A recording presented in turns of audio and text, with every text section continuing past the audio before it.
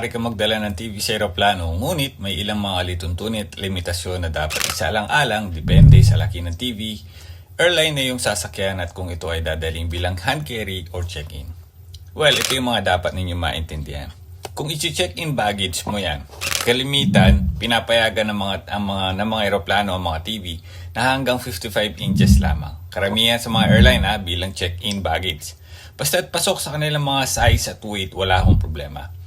Dapat maimpake ito na maayos, mas mainam kung nasa original na kahon at nasa isang matibay na at well-padded na box. Maaaring magdagdag ng bayad kung lalampas ito sa size at sa weight allowance ng airline. Kung sakali naman ito po ay gagawin mong hand carry, pinapayagan din naman, ngunit ito ay nasa 24 inches. O kung pasok sa overhead cabin o kaya sa ilalim ng upuan. Hindi practical ito by the way. Para sa akin lang, no? Pero mas maganda, pag sa inyong mga eroplano, bago nyo isipin o gawin ang isang bagay. Tsaka, take note pag nagdala ka ng isang TV, automatic bilang yon isang baggage na. Ingat.